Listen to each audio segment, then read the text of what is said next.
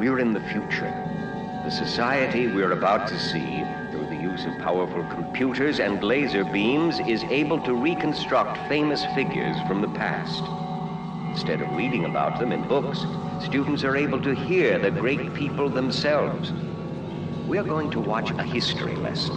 A history lesson that will be beamed into all classrooms and many homes. A lesson that will pit two titans against each other. Two giants who, in their own ways, profoundly influenced the fate of nations. They are... Karl Marx, the first of our honored ghosts from the past. Karl Marx, writer, social philosopher, economist, a chief theoretician of socialism and communism. Born 1818 in Germany, died 1883 in England. Yes, Karl Marx himself, revered, hated, one of the most influential men who ever lived. And he is about to debate... John Davison Rockefeller, born 1839, died 1937. An American, his vast fortune was based on oil. If you'll stand over here, please. John D. Rockefeller, the great capitalist, versus Karl Marx, the apostle of socialism. And students in this future age will be watching on their televiewers to see if one man can vanquish the other. Watching you today. This you will do in the full spirit of cooperation. I say this with confidence because being cooperative has been programmed into you. Except for a few unavoidable built-in controls, you are fully and completely yourselves at the very peak of your vitality. You will find that you speak our language fluently and without accent. And now, the debate is about to begin. Our beloved president herself will start it off. I would like to know what each of you thinks about the basic character of humankind. Rockefeller. You must realize I was a businessman, not a philosopher. Honored ghost, allow me to rephrase the question. What would you consider the ideal society in which to live? A society in which a person like me, coming from humble beginnings, has a chance to build and become successful. A society in which there is justice and freedom. Justice, freedom, brotherhood, the rights of man. Always these vague and sentimental words. They are meaningful to me, as they would be to all free peoples. Free peoples, being defined as peoples who are free to support capitalists like you. Your view of an ideal society, Marx? A society without master or slave, rich or poor. A society in which people are no longer tyrannized by their own institutions, where work is joyous and uncoerced and spontaneous, where people can realize their full potential as human beings. Only then will human history truly begin. And you accuse me of being vague and sentimental. We do not wish to unduly tire our guests. This evening, our honored ghost will be joining me at dinner. I hope all of you will be watching. Marx and Rockefeller will be put into several different environments in this future society. The first is a dinner party. How do you like the food? Very good indeed. Doesn't everything taste a bit the same? It's all made out of algae. Algae? The organism that floats in ponds. You know, the green scum. Green scum. Isn't it wonderful what we're able to do with it? It's practically all we eat anymore. When I think of what people ate in the bad old days. It's a marvelous time to live. It is. Let's discuss the two of you for a moment. Marx, you have been described as charmless, contentious, scornful, overbearing, offensive, and rude. Now, how do you react to this? I was a fighter. And I suppose often sarcastic. I could not abide sham, stupidity, or sentimentality. To a few, I was a good friend. To my family, I was deeply attached.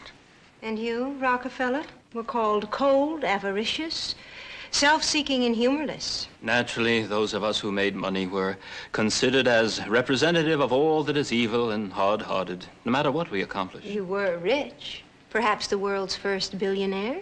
I lived simply enough, considering my means. I gave millions to charity. I was deeply attached to my family, my friends, and my church. And you, Marx? I was scarcely rich. Poor, in fact. Desperately poor? It was of no importance. A terrible, grinding poverty much of the time you lived in England? Without enough money for food or rent or medicine for your children? It was of no significance. All that mattered was my historic task.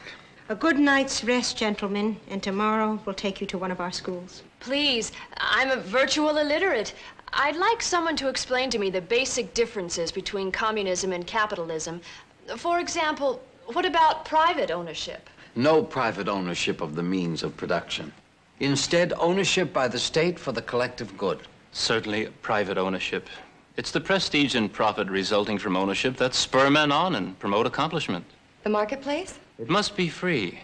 A free market and free enterprise. Let competition determine what should be produced and at what price it can be sold. The marketplace must be regulated. Individual self-interest cannot determine long-range priorities. Political change Should come about by compromise, give and take. Gradual change preserves the best from the past and incorporates the interests of all groups. Economic systems hold on tenaciously long after their usefulness is over. No one should fear or hold back from revolution if that is the only way a new system can be born. Good. Until tomorrow, then. Marx and Rockefeller are escorted to a classroom. Here they see a strange sight. The students wear antennas on their heads, stare at a flashing light, and seem to be learning electronically. Remove your learning caps, please. We have guests with us today. Our most famous scientist and our honored ghosts from the past, Karl Marx and John D. Rockefeller. Aren't you glad you're alive today? You already know something about our honored ghosts. Now you are fortunate enough to have the opportunity to question them in person. Jill? Ghost Marx, last night at the dinner party, you spoke of your historic task. What was that, please? I was dedicated to the liberation of the proletariat. The proletariat were the workers. I did this by making them aware of the historical process, the dialectic under which the working class could free itself. Ghost Rockefeller, did you have a mission? I don't know if I'd call it a mission, but I struggled for stability and order in the greatest of all economic systems, capitalism. I fought for an economy in which there would be enough for all, financiers and workers alike. Ghost Marx, you spoke of the historical process, the dialectic. What is that, please? This is the tension, the struggle between classes of people. These clashes grow in intensity until there is a sharp break with the past, a leap to a new and higher level. Then the process begins again, and at the root of it is not philosophy or religion, but production, the exchange of goods, economics. What are classes, please? A class is a group of people that have a good deal in common. The proletariat is the working class. The bourgeoisie are the capitalists, the owners of the means of production, the hirers of workers. It is out of the struggle between these classes that a higher form of society, socialism, will come. Ghost Rockefeller, would you argue with him, please? We've been very bored today. Well, first of all, socialism is not a higher form of society. The highest form of society is one in which the unique individual is encouraged by being rewarded for his efforts. Secondly, on the subject of classes, I've known managers of large corporations who worked for a salary and workers who owned stock and therefore were part owners of companies. Let me put it another way. As soon as mankind was able to produce more than it needed, certain individuals acquired control of tools and instruments of production. They hired workers and took from them all profits over and above what the workers needed to exist on. What you had then was a division between exploiter and exploited, controllers and controlled, non-owning producers and non-producing owners. Marx seems to forget that someone has to organize. Someone has to channel energy, to take command. I also object to Marx dividing humans into warring camps. My experience has been that more important than classes are the common interests of mankind. When a capitalist speaks of the common good and common interests, he means the interests and good of his own class. And when he talks in these terms, beware. He wants to take something from you. A typically simple-minded division between good and evil. The well-being of Rockefeller's class depends on one thing and one thing only: accumulation. Owning, possessing. Man no longer lives for life, he lives for money. Without accumulated capital to draw on, there is no industry. Without industry, there are no jobs. Without jobs, there are no workers. And this holds true whether a country be communistic, socialistic, or capitalistic.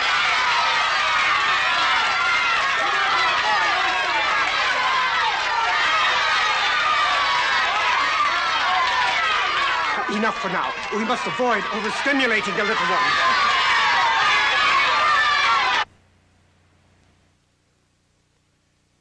The young people were perhaps overly excitable, but this is in sharp contrast to the next group Marx and Rockefeller visit.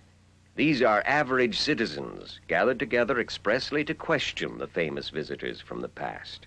Isn't this a wonderful time to live? Isn't it? I'm sorry to break your concentration, but I felt you'd want to meet our honored ghosts. Do you have any questions for them? Yes. Ghost Rockefeller, what did you have for breakfast this morning? What a stupid question to ask. It isn't. He'll tell me what he had for breakfast, then I'll tell him what I had. Then we'll have a wonderful conversation. You should ask him an important question, like, what astrological sign were you born under? Why don't one of you ask Marx about alienation? Ghost Marx? What is alienation? Alienation is a loss of personal identity, a sense of self. Those of you who can write, take notes, please. Alienation occurs when our laws, our government, our work are no longer relevant to our real needs but are forced upon us.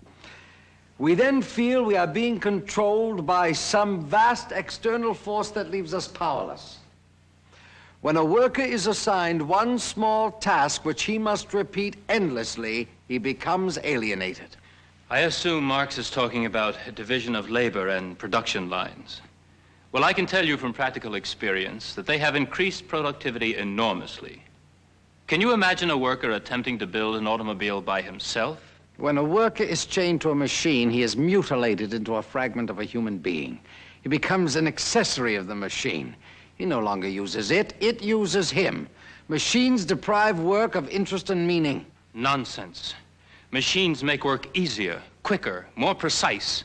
The worker works less to produce more. Modern industry converts the worker from a human being into a commodity. Modern industry frees the worker, giving him shorter hours, better pay, leisure. Certainly it is to your advantage to make the worker believe this, Rockefeller, so he will slave for you and fight your wars for you.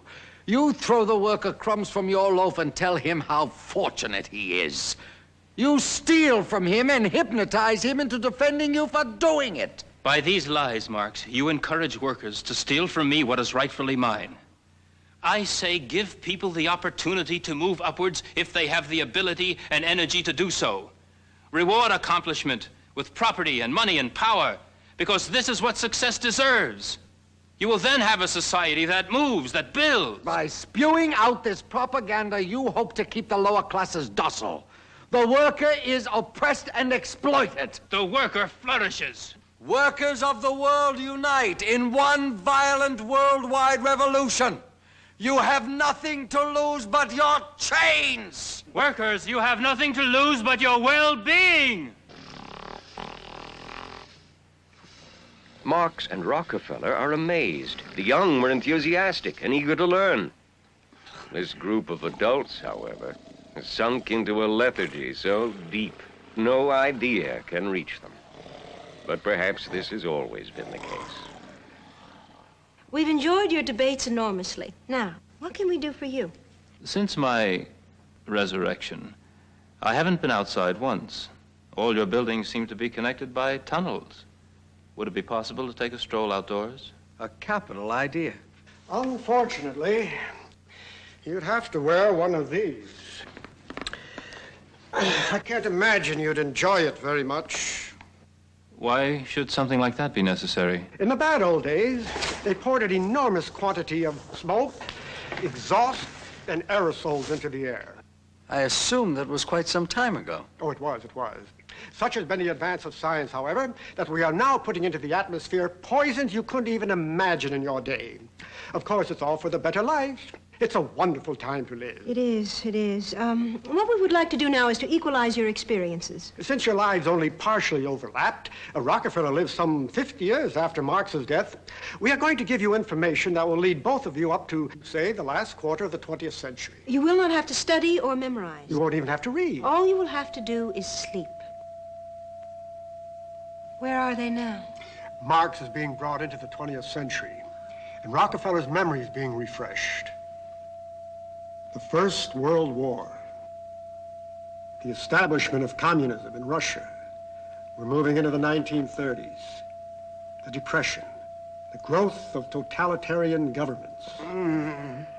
The Second World War? Yes, the whole thing compressed into seconds. An ordeal. Through the 50s and 60s with their little wars, into the 70s, and just beyond. Stop them there. And let them sleep normally for a few hours. They need it. We have seen our honored ghosts, our ghostly guests, in a number of environments. Now, they will continue their debate in this hall, without distractions either to them or to you. They will utilize the knowledge we have provided them. This knowledge carries them into their own immediate future, into the last part of the 20th century. Come in, gentlemen. To direct the discussion, I will utter from time to time key words or phrases to which they will immediately respond. Rockefeller's career. Your career as a capitalist was an interesting one, Rockefeller, and in a way typical. You professed the glories of competition, yet did everything in your power to suppress it. You fail to understand the situation that existed in the oil industry in the 19th century. Overproduction at times drove down the price of oil until water, or the barrels oil was stored in, were worth more than the oil itself. Then, with every business panic, The inevitable result of unplanned economies and unchecked industrial strife. small companies were forced out of business. A few ever larger fish ate the smaller fish. It's better than letting the industry die. It was charity then, not the survival of the fittest. Order had to be ensured. Efficiency and stability had to be established. With order and stability as an excuse, you ruthlessly took over an industry. You used illegal railroad rebates, control of pipelines, storage tanks, and eventually marketing outlets and production. Those who didn't join you or sell out to you were crushed. I saved those I could. I gave jobs to those who were competent. The industry survived and grew. You, above all capitalists, led the way to greater and greater fusions of rival companies. You were the prophet of centralized industry, the apostle of monopolistic trust, the high priest of pools and combinations. Size is no evil. To grow, to progress, highly technical and extremely expensive equipment is needed. Modern oil technology could not be developed in a cottage. Your average citizen could not finance a refinery and put it in his backyard. As we grew large, we grew more efficient. We developed scores of new products. We turned out quality products at fair prices. You took from the workers below you what was rightfully theirs. Everything you had was from their labor. Wrong. Everything they had, their jobs, the quality of their lives, was the result of the labor of people like me. Marx's predictions on the fate of capitalism. Inaccurate, like all his predictions. The downfall of capitalism is inevitable because the government, the news media, the schools, the church, the arts, the military all represent the narrow interests of the ruling class. The system is rigid and unresponsive. It will break down as soon as the people have had enough. You were predicting that in the middle of the 19th century. Whether the time span is greater or smaller, the result will be the same. Since you feel that you alone possess the truth, you're blind to all facts that refute your ideas. Capitalism survives and grows because it has proved flexible. It accommodates. Are you happy with the accommodation, Rockefeller? Social security, minimum wages, unemployment insurance, graduated taxes, government regulation of business. Doesn't this smack of the left, of creeping socialism? I'm not entirely happy, no. But are you happy with what has become of Marxism? The modern socialist states. All credit to the persuasiveness of Marx's theories, for hundreds of millions live in societies which profess them. Marx, who scorned religion, has become the authoritarian founder of a new faith, while his book, Das Kapital, has become a book of revelation, a Bible to half the world. And what has happened in these socialist countries? There is one owner, the state. All decisions are made not by the workers, but by bureaucrats whose only recommendation is that they adhere to the party line. Like feudal serfs, the farmer is chained to the land, the worker to his job. Present tyranny and privation are excused in the name of future freedom and plenty in a communistic utopia that never comes. And incredibly, out of this utter dehumanization, this terrible narrowing, a new man, a higher society is expected to evolve. As contrasted to that full flowering of the human spirit occurring in those nations euphemistically referred to as the free world. You are nations of mouths and stomachs. Your chief activity is consumption, your main output is waste. You are sustained by psychiatry and weekend group therapy, living miserably in a luxury stolen from the world's deprived. I look at you, Rockefeller, John D. Rockefeller, and I see chemicals in rivers, poisons in air, sordid speculations, suppressed minorities, unemployed masses, neglected elderly, useless products, wasteful packaging, propaganda machines, disguised imperialism, military dictatorships, conniving multinationals, the whole irrational panoply and spectacle of corporate capitalism. I see you, an old man hiding on your estates from the world you helped create. An old man giving away millions to colleges and medical schools to combat hookworm, arterial diseases, meningitis, pneumonia, for research in physics, oceanography, malnutrition, microbiology, to national parks, for black education. So people would forget the untold billions you stole. I gave from the beginning when I had practically nothing. Your nations, Rockefeller, are repressive. Your nations, Marx, are repressive. Your nations arm the world. Your nations arm the world. Yours are centralized states run by bureaucrats. Yours are centralized states run by bureaucrats. You wage war. You wage war. Your peoples are alienated and unhappy. Your peoples are alienated and unhappy. You are imperialists. You are imperialists. The future. The future. What about the future?